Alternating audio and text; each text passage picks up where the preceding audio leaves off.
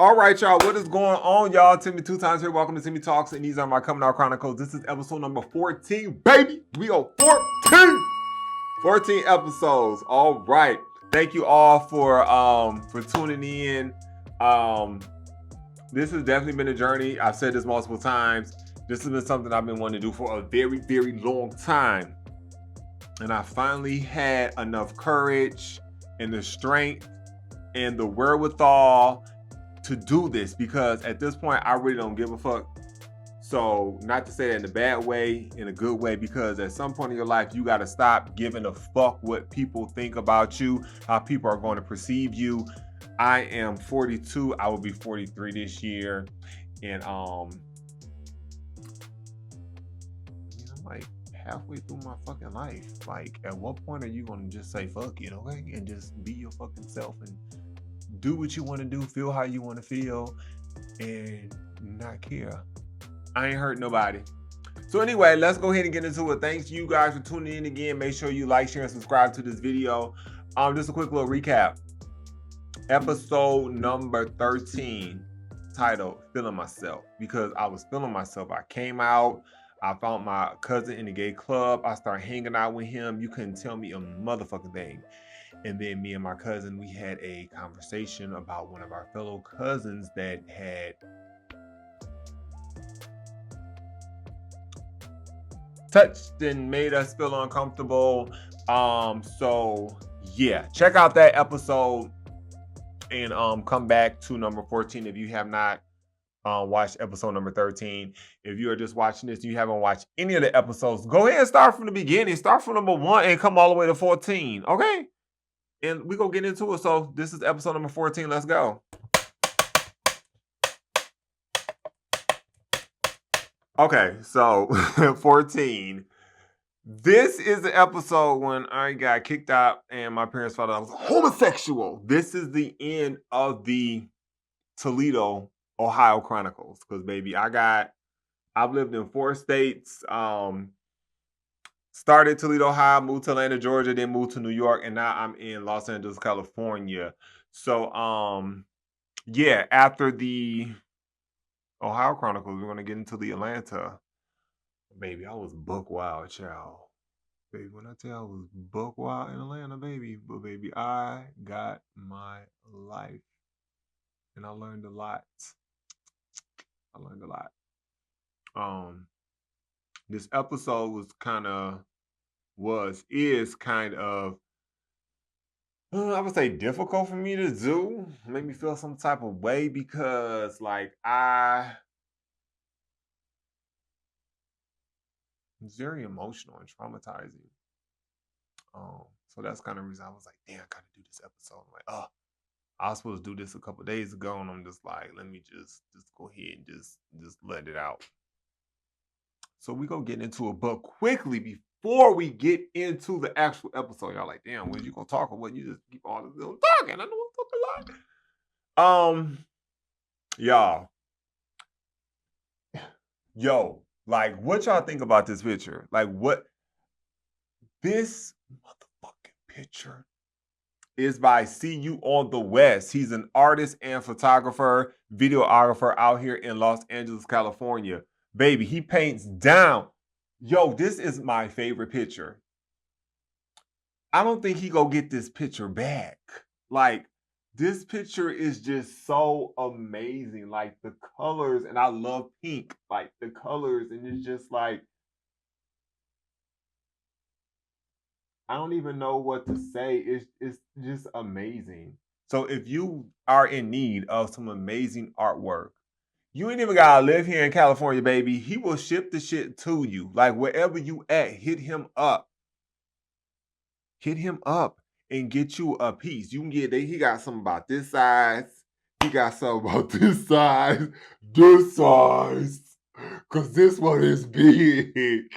So if you are in need of some artwork, again, make sure you check him out. See You on the West. His information is right here.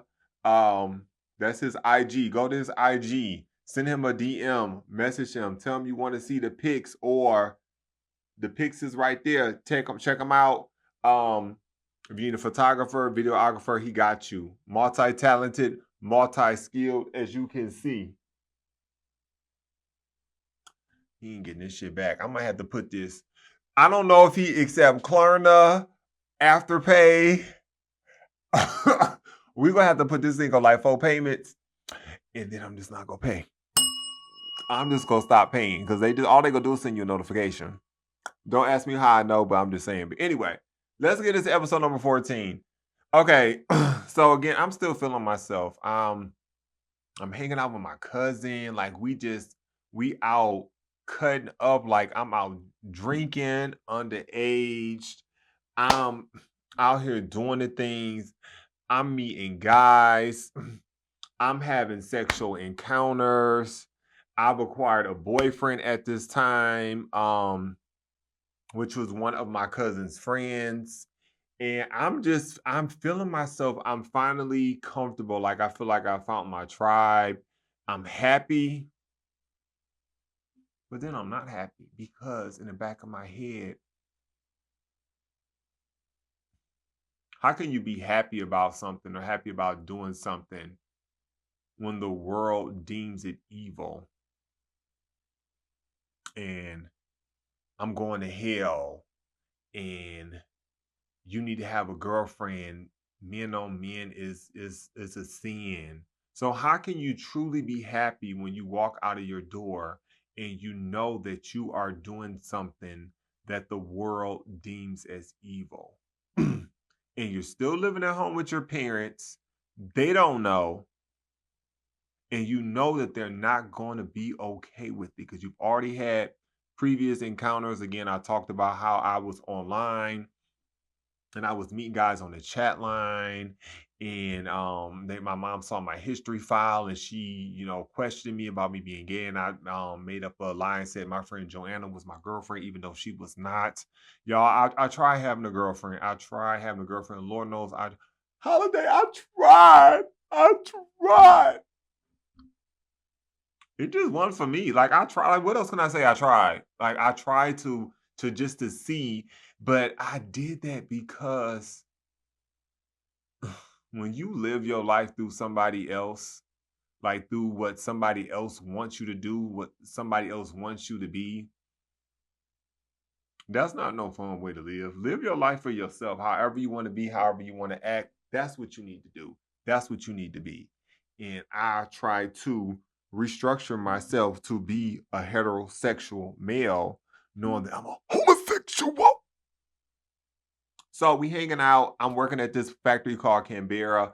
I have this girl I work with. She my girl. Like she, I wonder how she doing. She was so cool. Like she was short, dark skinned. She had glasses. She used to have a little curly cut. And I remember she had started working there because her husband had got a divorce, whatever. So she had the kids and she was trying to do what she wanted to do. She had this old, I think it was like a Lincoln Town car. We used to always go on lunch together. And I was telling her about my boyfriend. She was like, well, if you ain't never got no place to hang out with him, you can always come over to my house and you and him could chill at the house. Like she was so cool. I never forget one day we was in a car, I had the heat on, and she kept saying, ding, ding, ding. I said, girl, why you keep saying ding? Because she said, baby, I'm done. Like you was cooking me in this car. I feel like I'm in an oven. Like take me out of this oven. You got me on broil. And I was weak. But I worked there, and then I don't even know what happened. Like I don't know what happened. Um, I don't know how I acquired Elin Harris's Invisible Fucking Life. That fucking book. That book was my fucking downfall. It was my downfall and it was my savior. Because if it wasn't for that book,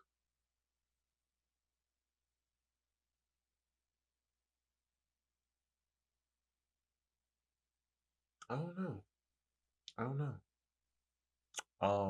Reading that book, it made me, again, I told y'all like I thought I was like one of the only black gay men in the world in Ohio. I didn't have any other type of people to look at for any type of representation. Then I found out my cousin and his friend, one of his friends was black too. But I didn't see any type of representation for us. So when I started reading the book, it just related to me. It was just his story about him being in the closet and trying to figure it out. Then linking up with guys. It just oh, it was an amazing book. But I got it from my cousin or I bought it from the store. And I never forget. I was coming. I took it to the bathroom to go read it while I was in the bathroom because I used to be in the bathroom a long time, y'all. From the shower to me doing my face, like I always put like on face masks and I had to shave. It was just like a whole ritual that I went through. And this was back in the day before like you really could like listen to music on your phone. So I may have had like my Walkman or my little CD player, whatever in there. And I don't know. Why and how, when, where, what, who, what, da, da, da. But my mom, when I came out of the bathroom, she was looking at the book and she peeped the book. She peeped me coming out of the bathroom. And I feel like I tried to hide it, but when the door opened, I just walked out, went down the stairs because my bedroom was in the basement at the time. And we had a 2-level house, and the bathroom was all on the second level. So I had to go all the way down 2 flights of stairs to the basement to my room, whatever, after I got out the shower, whatever. And usually I would just be like, I would have my towel on and I would just get out the shower, wipe myself off, and run downstairs because I would keep my clothes and stuff like that in my room sometime, whatever. So again, y'all, I'm in college. I'm in my second semester. Um, hmm. I'm at the kitchen table, like just doing my work, like studying for my test. And we have a circle table, a round table. My mom sitting directly across from me. Eh,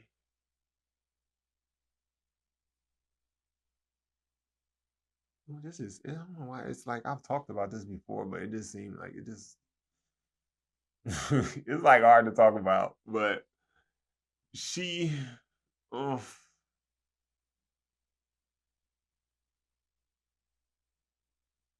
she asked me why was I reading that book, and I'm like, well, I mean, you read it, but she told me she read it. And I was like, I don't know. My cousin had gave it to me, whatever, and she was just like, "Are you curious? Like, why are you reading that book? Like, I don't understand. Like, why are you reading the book?" And I'm just like, I mean, I don't know. But again, y'all, I told y'all I'm feeling myself. I'm thinking I'm the baddest bitch out here on the motherfucking block. It's not that I don't feel like I'm a bad bitch on the block and occupying the block. I feel like I am the baddest on the block. So I was just like, I'm gay. I don't know why I said that. I don't know where the straight came from for me to just come out and say that, but I said it.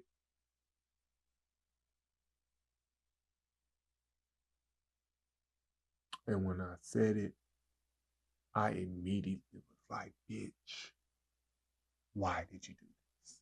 Why did you say that? Like, you shouldn't have said that. You're not ready for the world yet. You're not ready to go out and face this world alone because now you know something is going to happen. She immediately started getting loud and she was just like, oh my goodness, like I can't believe this. So that means you want to dress up as a woman, you want to be a drag queen. So I mean, do you like your brother? Like would you know that all gay people die from AIDS? Is that really what you like? It was just so much and I was so fucking thrown off. I was so surprised. I was gagging. because I couldn't believe that I had said that, and I was not prepared for she was what she was throwing at me. I wasn't prepared for all this because I'm just like, well, where is this coming from? Like, who said I like my brother? Who said I was going to be a woman? Like, even though I said y'all used to tug at the beginning because I didn't know, but when you figure yourself out, baby, you do some things. That don't mean you go. That mean I'm not. That don't mean I'm gonna have HIV or AIDS and die. Like, where's all this coming from? Like, I'm just like, I'm so not expecting this. This was around the time though where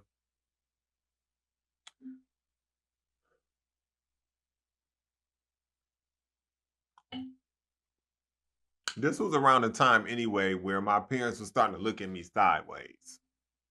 As I told you, I had that turtleneck on, that turtleneck sweater, and I was kind of getting a little spicy with the body language and stuff. And my mom was just kind of looking at me like, and I think they knew that I was hanging out with my cousin,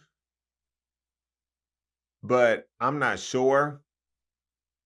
But anyway, she started getting loud and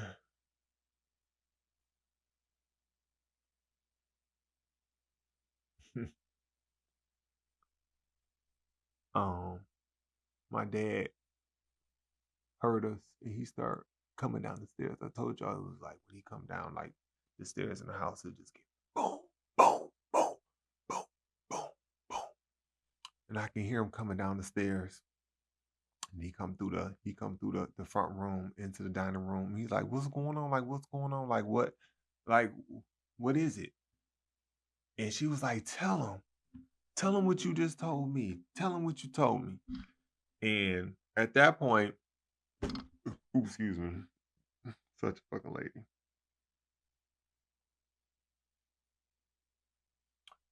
At that point, I was just stuck. I'm just like, well, bitch, I'm already here. So like, what am I supposed to do? Like, I can't lie. And I told y'all, like, I was scared of my dad. A lot of people were. Um, I was scared of him, but I wasn't. Like when it was time for me to stand up for myself and what I believed in, I wasn't scared. And this was that time to be that again. To not be scared because this is who you are. You're gay. And you need to tell him this. So I looked at him and I told him I was gay. And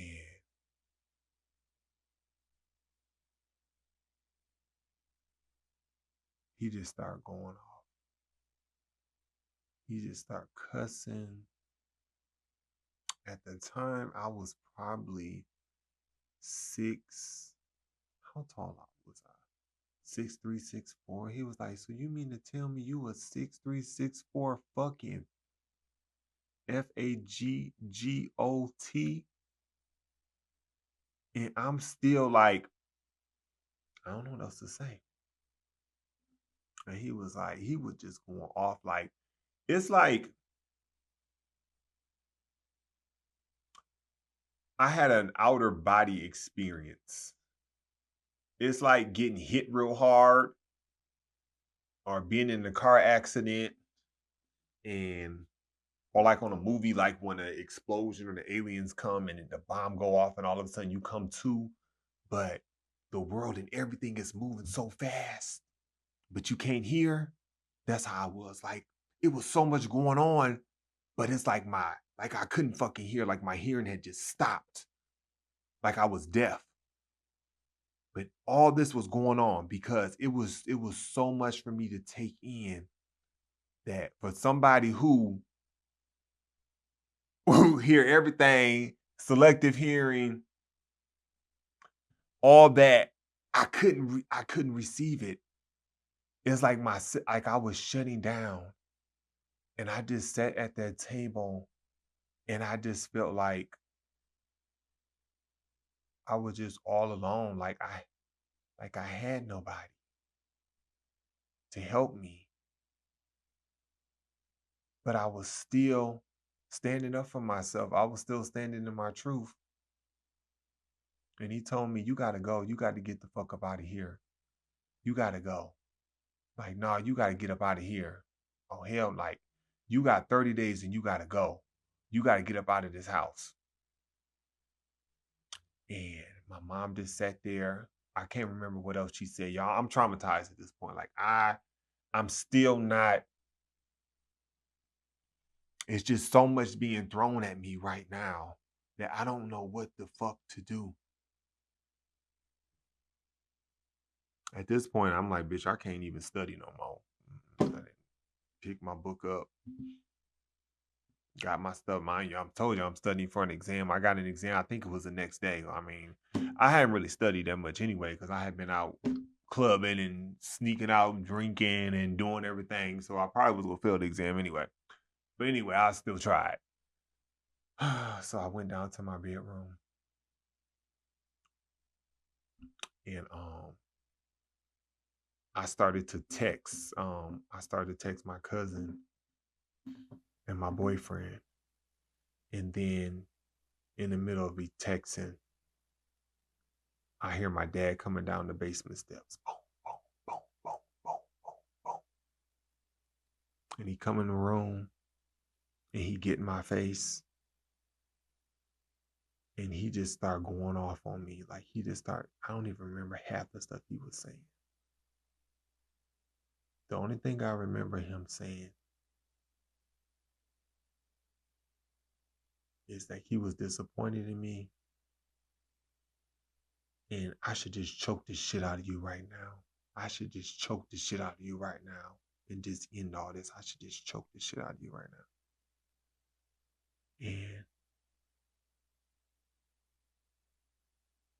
at that point, I was so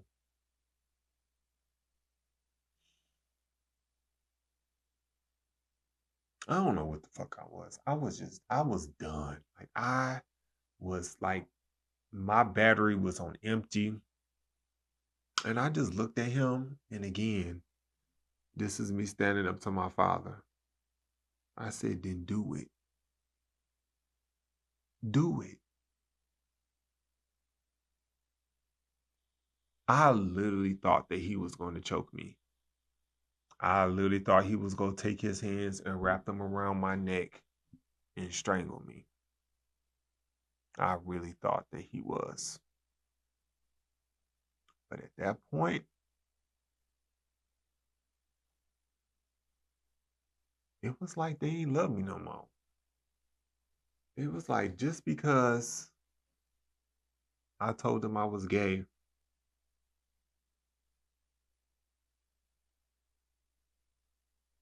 the son that they conceived, the son that they raised, that they taught all of these life lessons and all of these skills and these traits.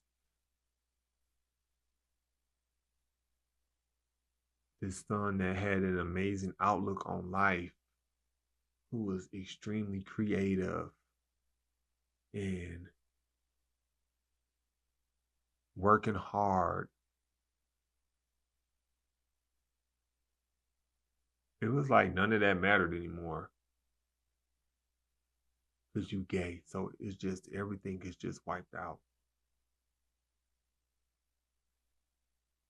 It's like we don't care what you've done, what you've achieved, you're gay. So it's no. That's it. And it was just so I just didn't understand. But still at that age, I still didn't have the mental capacity to understand it.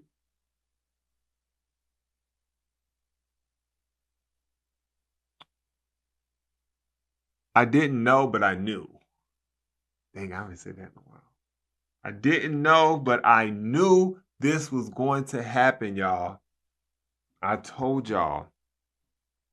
Once I had accepted the fact that I was a homosexual, I started preparing myself. That was one of the main reasons why I worked as hard as I did. I literally, within the time frame of 15 and a half that I got my work permit, to the time I moved out, which was 18, almost 18 and a half, about 3 years almost. Y'all, I had 7 fucking jobs. 7. 7 jobs in 3 years. 7 jobs. Like, that's crazy. And most of those jobs, I worked 2 jobs at a time. I literally had a car note. I was paying on my own car note, my own cell phone bill. I was literally learning how to become an adult because I knew that the world was not going to accept me.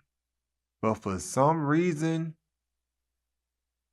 I got comfortable and I started feeling myself. But you know, I should be feeling myself because whatever it is that you do in life or whoever it is that you want to be, stand 10 motherfucking toes down in that shit.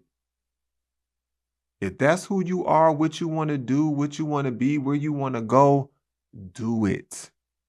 Don't let nobody stop you. Don't let nobody tell you what you shouldn't do.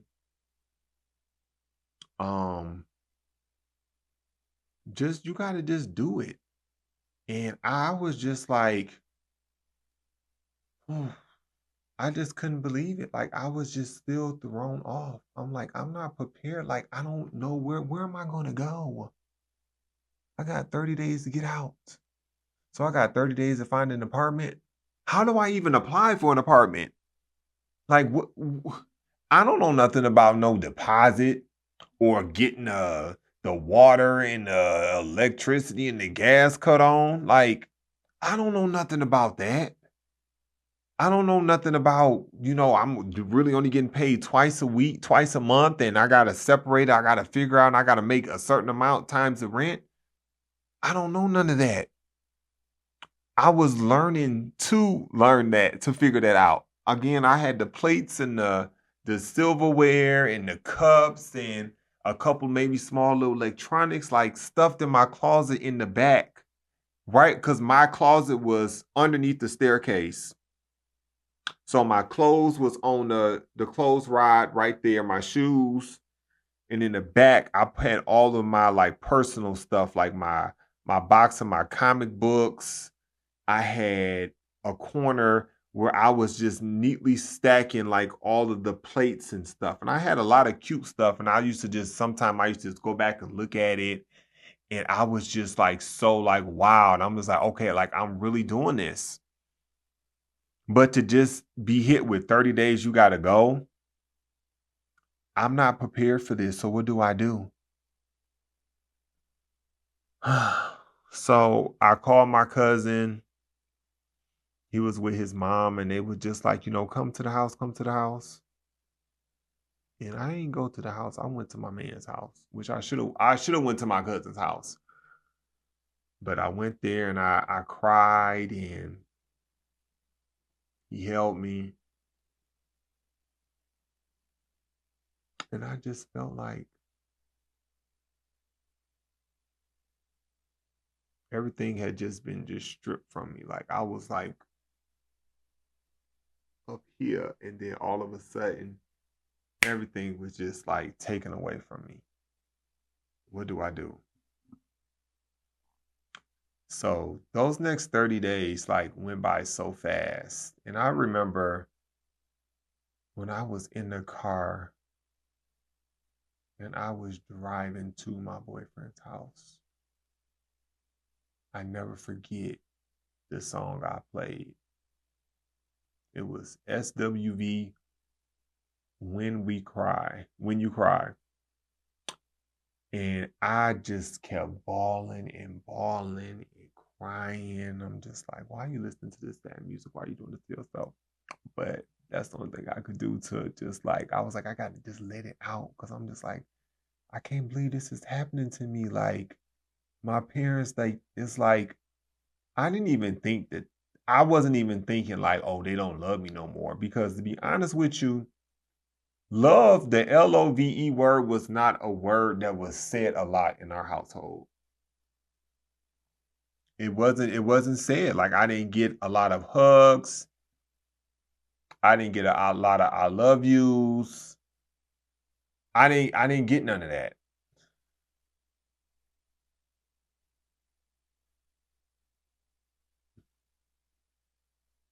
And I don't know what number, what day it was, but my mom talked to her sister, which is my favorite auntie that stays in Atlanta. Always has and will forever be my favorite auntie. And she was like, he can come stay with me. So I was to pack all of my belongings that I could fit in my car. And we were to drive from Toledo, Ohio to Atlanta, Georgia, which was a 8, maybe 9-hour drive.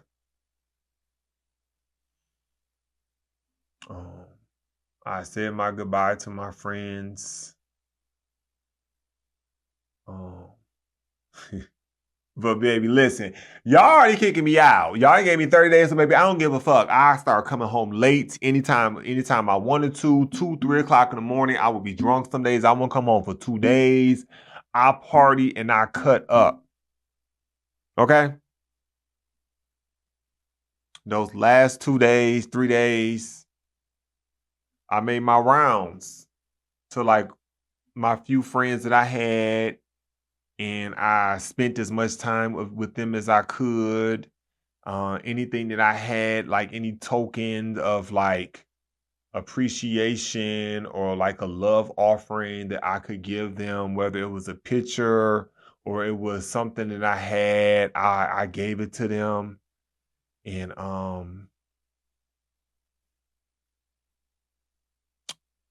I was off. I made about 8 or 9 different CDs with different moods, because I was just like, I'm going through the moods and the emotions. And then one of them was like, I was like, this is going to be my gay album. So I'm going to play this to my mama and she going to have to deal with it. That's just how I was thinking.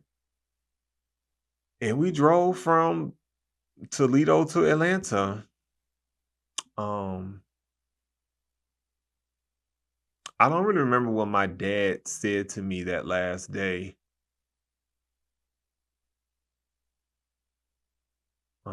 It probably was along the lines of get yourself right, figure this out or something. Because I guess within the 30 days he had allowed it to sit in. I don't know. I'm sure he talked to some family members or friends about it. And we drove to Atlanta. It was a nice car ride until we got into Atlanta. Once we got down 75, 85, right when they merged, right in Buckhead, Midtown, that's when my mom wanted to start asking me the gay shit. Mind you, I'm freaking out. It's like 8 lanes of traffic, these big ass buildings all over the place. I'm wild. I'm excited. I'm just like, oh my goodness, I'm nervous. I don't know how to drive in these always too many lanes. Like, I don't know what lane I should be in. Am I driving too slow? Am I driving too fast? Like, where am I going? Because, mind you, we're using a map.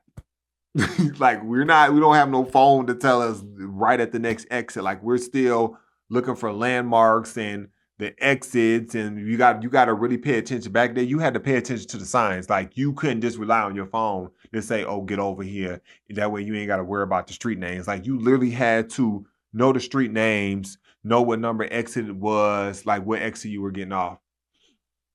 I got something in my eye. And we arrived.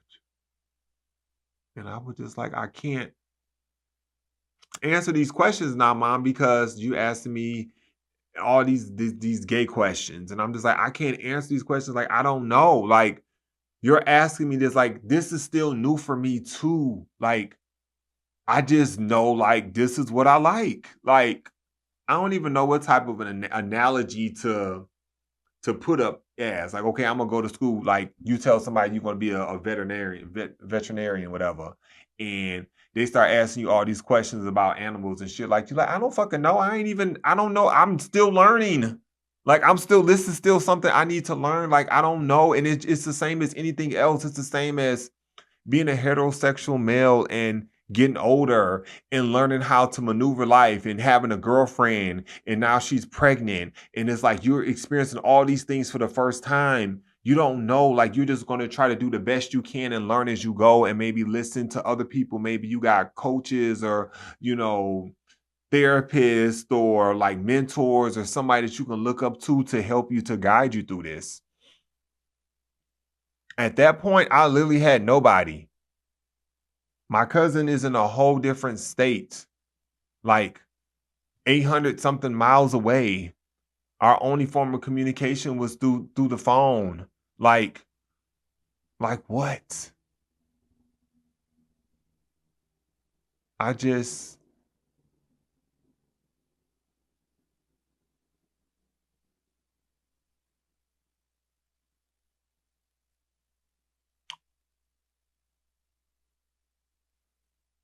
I don't I didn't realize like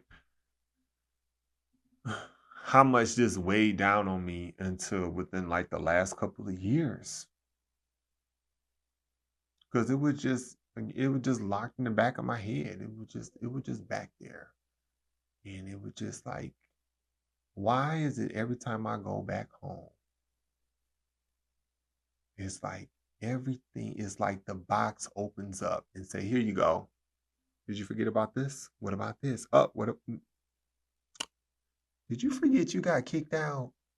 Did you forget that you hid here all these years? You hid your gayness from everybody?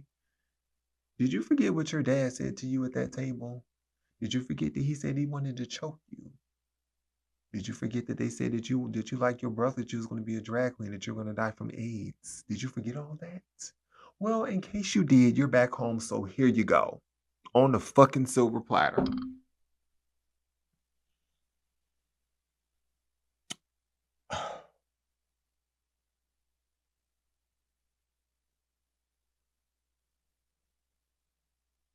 And it's crazy because this is not even where my story ends. It's so much more. And we're going to continue that in the Atlanta chapter, where we're going to go through the things that I went through in Atlanta because I still had to deal with my parents and a lot of other things that were going on.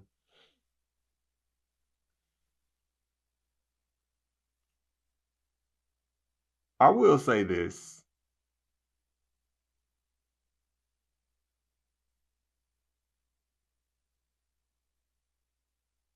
I know that there's no handbook to be a parent. There's no handbook to be a teenager, an adult. There's no handbook to be a 6'9" African American homosexual. There's no handbook. You got to do the best you can with what you got. And I'm not mad at my parents for doing what they did.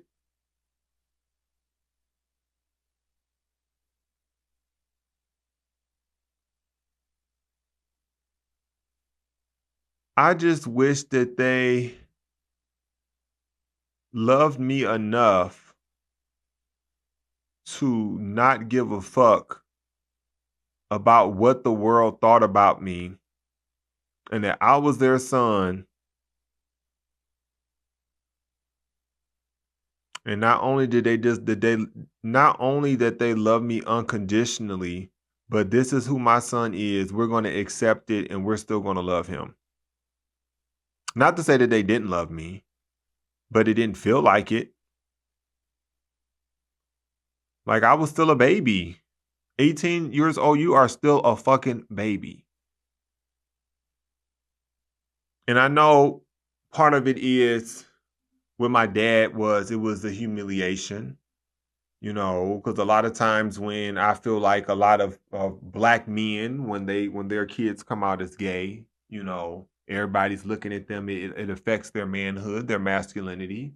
And then it's like, well, why is your son gay? Because everybody thinks that if you're gay, it's because you got touched. And I mean, I told you my cousin was on there trying to do a little dry hump on me, but I never got violated. I was never SA'd. So That's not, this is just who I am. And for the longest, I even prayed, like, I'm like, why me? Why this? Get this, give this away, get this away from me. And it's just like, y'all don't understand, like, heterosexual people, like, y'all don't understand how hard it is to be gay. And it's like some of y'all, y'all think what y'all think, and it's just like, yeah, like I tried to pray it away, I tried to get rid of it, I tried to hide it, I tried to mask it, I tried to get a girlfriend, I tried to do all these things. But at one point, do you just give up and just be yourself?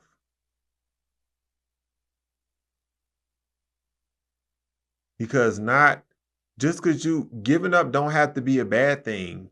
Because I'm not even gonna say giving up, but give in to who you really are. Like just be yourself. And I know that my dad was like, he was worried about what other people thought. And that was one of the main reasons why he was so upset with me being gay. Oops, excuse me, such a fucking lady. Um,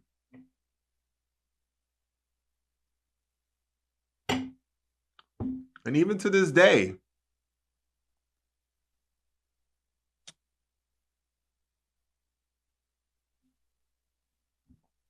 I still love my parents. And me and my mom have an amazing relationship. Even though I think sometimes I feel she may still struggle with the thing of me being gay, because it's I've been asked the question, why do people have to know that you're gay?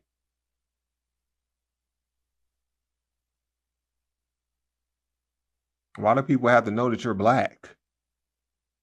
That's who you are. That's what you are.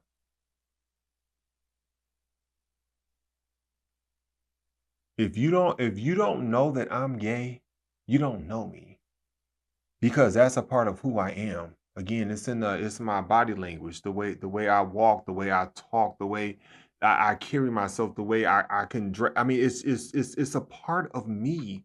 And to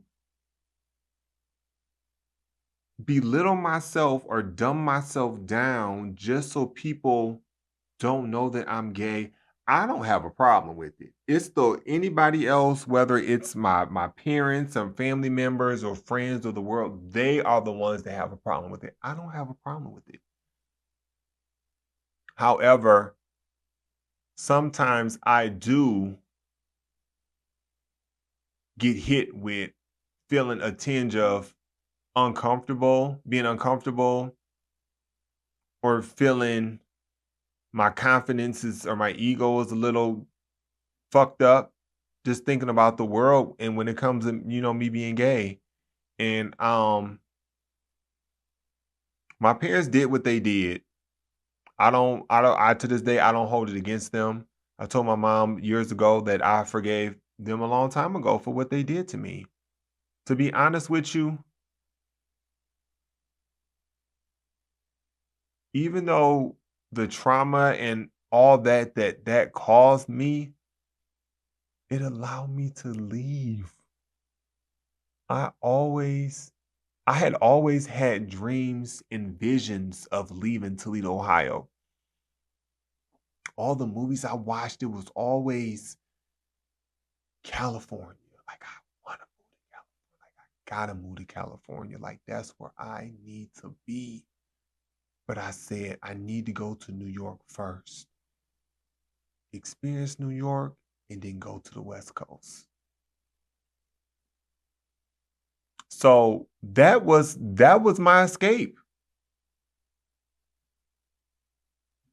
I moved to Atlanta. I did not have to struggle. I moved in with my aunt, and she took care of me, and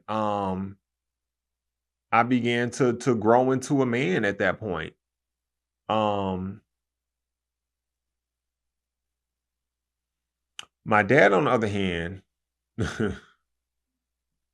me and my dad are not talking right now. And because I made that choice.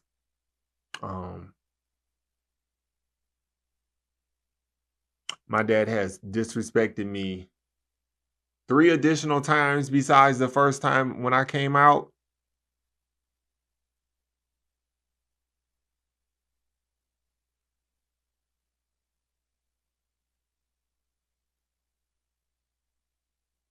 He has gotten mad and called me out of my name. One time he even struck me and tried to hit me in the face, and it grazed the front of my face and it knocked my contact out. And I wanted to hit him, but I wasn't angry. Listen, that was my last contact. I ain't had no more contacts, and I was in Ohio. I wasn't in New York because that's where I was living at the time. So I'm not about to be walking around here with no one contact in my eye. So I was like Thelma on Scooby Doo. For those who remember Scooby Doo, when I was on the ground like, shit, where's my glasses? And I'm trying to find my contact, and he going off and cussing me out. And I'm like, listen, we gonna deal with you in a minute, but I need to get this contact and pop that thing back in. He apologized.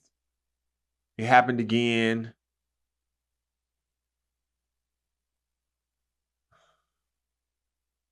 And then the last time was about 3 years ago, maybe 3.5 years ago, when I moved into this apartment.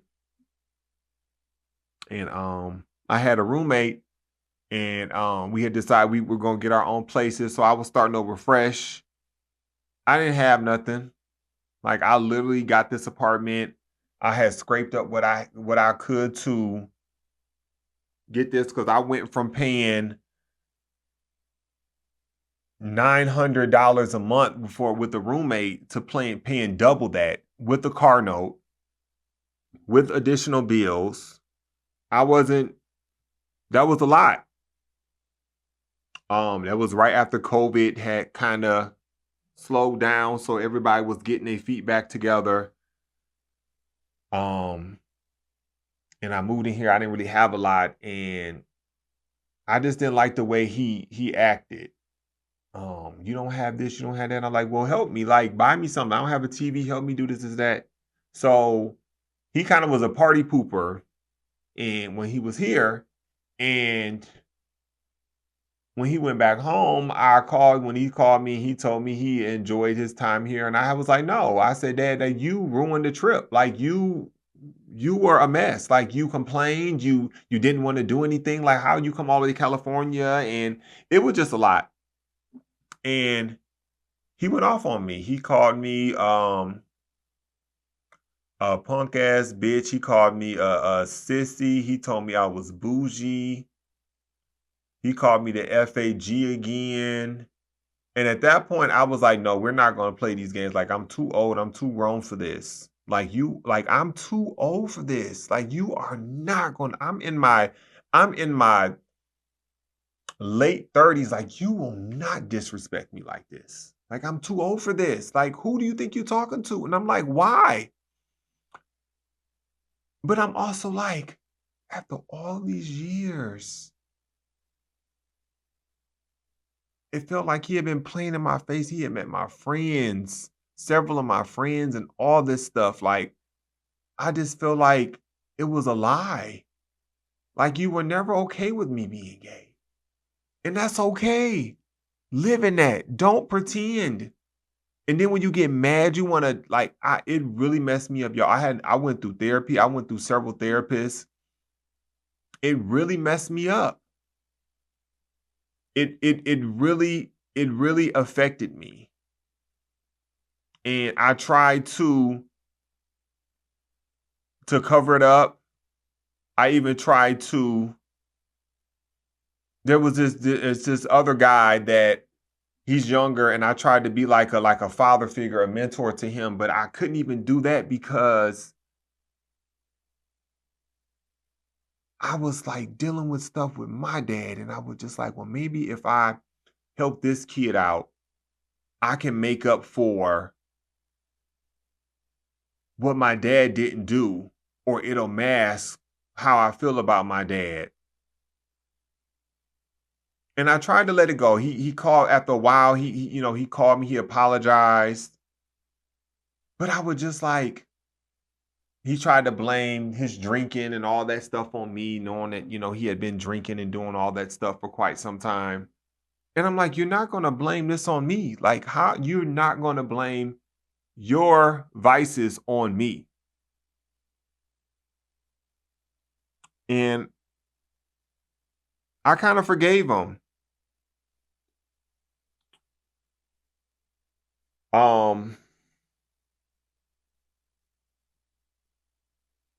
We had stopped talking for a while. I got a boyfriend, and my boyfriend wanted to go home and see my family. And I decided I wasn't going to stay at home with my mom and my dad because me and him still weren't talking from that incident of being in this apartment.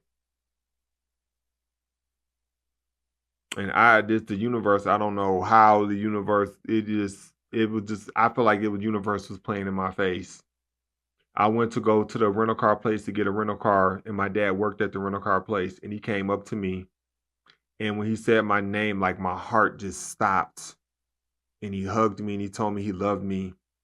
And it took everything in me to not break down crying in that line at that rental car place. I'm the tallest one in there, so everybody already looking at me because I'm already looking crazy now. I'm looking like I done seen a ghost.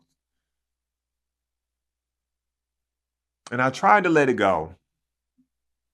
I tried to open up and start talking to him. But I was just like, I've been dealing with so much trauma with you. And it has me feeling in such a way that I can't just ignore this because you've done this 3 times. Who's to say you won't do it again? You can't keep apologizing for something and then doing the same thing. So last year in August, it was probably like right after his birthday. I mean, at this point, when something's eating you up and you need to get out, you need to get it out. It ain't no, I don't care where you at, what you going through. Like I need to take care of this for me. Because I'm no longer worried about you because apparently you weren't worried about me and didn't give a fuck about me enough about me. So I called him and we had a conversation and I told him like I don't want to have a relationship with you anymore. Like I just feel like you've disrespected me too many times. And the things when he started saying some things, I felt like he was trying, but then he would just like, I don't understand how much me being gay hurt him and devastated him. I'm like, after all these years, it's still this? Like, I don't fucking understand what is so wrong with me being a homosexual. Like, what is so wrong? Men can be out here getting women pregnant, having all these kids, selling drugs, fucking up homes, SAing people, assaulting people, killing people, doing all these things. And y'all would be okay and still have some type of relationship, but don't let your child be a fucking. That's where you draw the line. Out of all the things. And I was like, I got to the point where I refuse to even care about it. I'm not explaining it to nobody.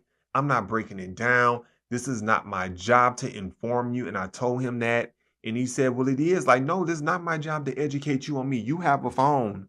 Anything you need to know, you can do your research. You can do all this.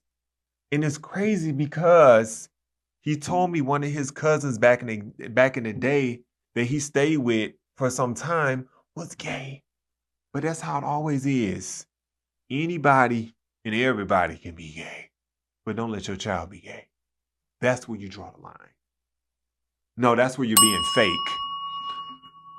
Don't deal with those other people too. Don't hang out with them. Don't go get your hair done by them. Don't ask them for anything. Like, treat us all the same. But you draw the line when it comes to your kids. I was a good kid. I mean, of course, I was doing all type of crazy shit, but I was still a good kid. Like I had my hand in so many different pots of things I was trying to do to become. And if y'all would have just paid attention to that and honed in on that, maybe everything would have went a different way. But yeah, I told him I don't want to have a relationship with you no more. Like if I'm not calling you, like I don't want to talk to you. You don't really have to worry about seeing me again. Like I'm just like I love you, but I don't like you. And I can't, and I need you to understand that I can't be in your presence. And then you like, cause I was like, who's to say that you won't get mad at me again and cuss me out and call me all type of names? And he was like, well, yeah, true. I was like, exactly. And that's, with you being under the influence of alcohol or not, it doesn't matter. It's like those words really hurt me because I thought we had gotten over that. And the fact that that's still affecting you and bothering you, like I can just never understand why that is such a fucking problem. And again, at this point in my life, I really don't care. It's either you got two options. Well, really, you got one option. It's either accept me for being gay or not. I don't want to talk to you. If you don't like gay people and you have a problem with gay people, then we have a problem. Don't talk to me. Don't be my friend. Just leave me alone. Like just leave me alone because that's a part of who I am. Just as much as I am a black man, I'm also a gay man. I'm a black gay man. Those are not separate things. I'm a black gay 6'9" man. It's all together. You can't split up and deal with one part, baby. You got to take it all. And if you can't take it all, then you don't take nothing at all. And when I did that, there was a sense of relief.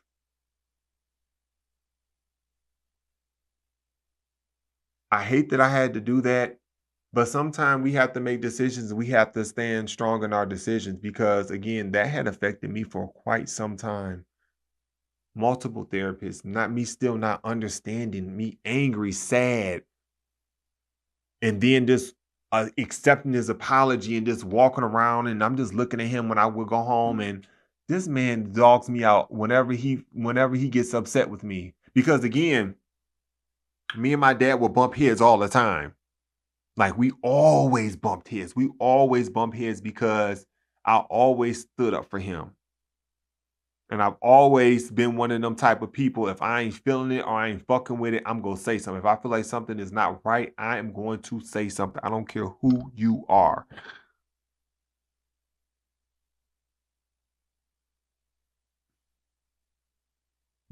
I mean, I hate that it happened. I hate that it had to be that way, but I'm sorry. Like this is who I am. This is what I am. This is my life. I've lived in 4 states. 4 states. I've practically been on my own since I was 18. I have grown and maneuvered and lived in 3 additional states from Ohio, from Atlanta, Georgia to New York to now California. I have literally up and started my life over 3 times. I have been homeless. I have been in abusive relationships. Well, one really abusive relationship. I've dealt with all type of shit and I'm still here. And I'm going to continue to be here. And I'm going to continue to keep moving, better my life, make moves, and do what it is that I need to do, what it is that makes me happy. And either people in the world can be a part of it or they can go on about there and do their own thing because I really don't care. I have to do what's good for me. And I always say that I am extremely proud of myself. I think that my younger self would be amazed at the person that I have grown into. And of course, I'm still learning, I'm still growing, still figuring certain things out, but I'm here. I think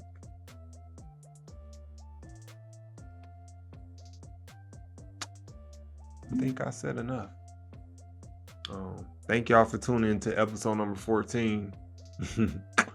And we're going to get into the Atlanta chapter coming up really soon. So make sure you keep that notification on and tune into it. Let me know what y'all think about this. Don't forget to put the okay in the chat. And thanks for riding with me and all that good stuff. And yeah, that's it. All right. Peace out, Cub Scouts. Bye. Whew. Ooh, I'm hungry. I need something to eat.